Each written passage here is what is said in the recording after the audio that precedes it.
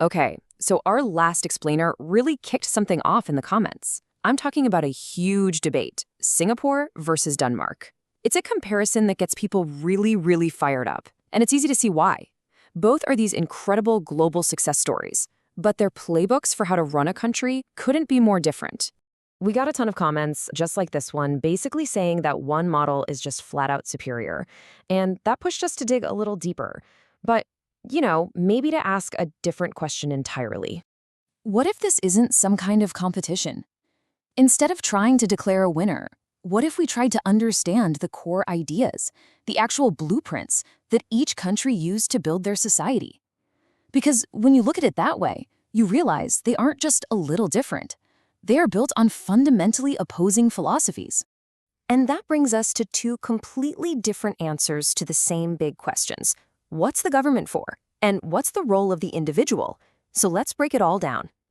Here you can just see that split laid out, plain and simple. On one side, you've got Singapore, where everything is focused on self-reliance and individual responsibility. The government steps in, but only when it absolutely has to. On the other side, there's Denmark, which is built on the whole idea of universal welfare, high redistribution of wealth, and this collective social safety net for everyone. So Singapore's guiding principle is really all about empowerment. The goal isn't just to provide a safety net to catch you when you fall. It's about giving people the tools, things like education and job opportunities, so you don't fall in the first place. And here, the family, not the state, is always seen as that first line of support. In reality, it's a balancing act. Yeah, collective support is there for sure, but it's specifically designed to supplement your own personal effort, never ever to replace it. The thinking is that this whole approach prevents people from becoming dependent on the state. And, it keeps the system affordable in the long run. All right, now let's flip over to Denmark, and you'll see just how big the contrast is. Their system is built on a completely different foundation. High taxes are basically the engine that powers this massive, comprehensive welfare state. Social services, everything from healthcare to unemployment checks, are universal. It's a model that's all about collective responsibility, where society as a whole works to make sure everyone has a high standard of living. So, okay, we've got these two very different philosophies, but how do they actually play out in the real world? Let's zoom in on a perfect case study, retirement. How do these two nations take care of their elderly? Pensions are a huge, decades-long test of a country's entire social and economic model. One system is based on you saving for yourself, the other is based on the government providing for you through everyone's taxes. So how do they actually compare? Well, the differences are just stark. Singapore's Central Provident Fund, the CPF, is a mandatory savings system where your money goes into your own individual account. It's yours. Denmark's system, on the other hand, is a classic pay-as-you-go model. That means the taxes from people working today are paying for the pensions of people who are retired today. It's the individual versus the collective, head-to-head. So, who wins? Well, this is where it gets really interesting. According to the Mercer's CFA Institute Global Pension Index, they both do. That's right, both Singapore and Denmark were among just a handful of countries to get a top-tier A rating. They're both considered first-class retirement systems. So, here's the crucial part. They're both seen as excellent, but for completely different reasons that perfectly reflect their core values. Singapore's system gets top marks for its long-term financial sustainability, because, it's self-funded, and its integrity. Denmark's gets recognized for being really robust and for providing solid benefits to its retirees. So it seems there's more than one way to build a world-class system. But, and you knew there was a but coming, an A rating doesn't mean a system is perfect, not by a long shot.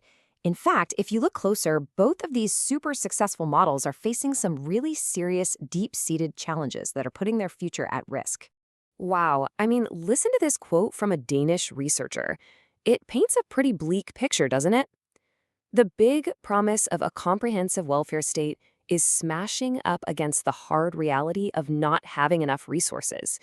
The system is being stretched to its absolute breaking point. Yeah, the problems are really starting to stack up. The public sector is struggling to keep up with what people are demanding, from healthcare to schools. And citizens, who are paying some of the highest taxes in the world, have come to expect these highly personalized services, which puts this immense pressure on public workers and the national budget.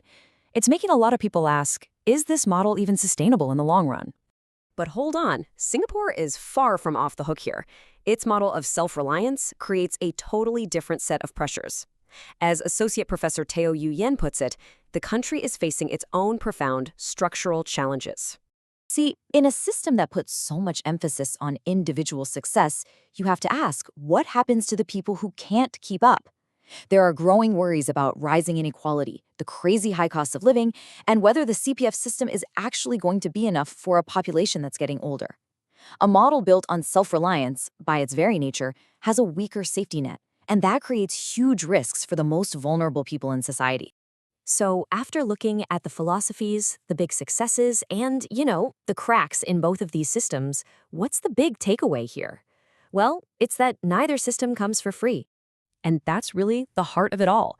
This isn't about which system is better, it's about which set of compromises a society chooses to live with. Every model has amazing benefits, and every model has a cost. There's no such thing as a perfect society without a price tag. So here are the price tags, laid out. The Danish price, it's paid in sky-high taxes and the constant risk of a welfare state that's stretched so thin it can't keep its promises. The Singaporean price, that's paid in immense individual pressure, a much higher risk for anyone who falls through the cracks, and the social strain that comes from inequality. And really, that's the question both Singapore and Denmark are grappling with every single day. They've chosen very different paths, and each one has its own unique strengths and its own serious vulnerabilities. And it leaves us with this final thought.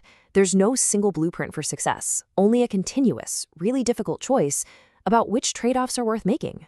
So, which price would you be willing to pay?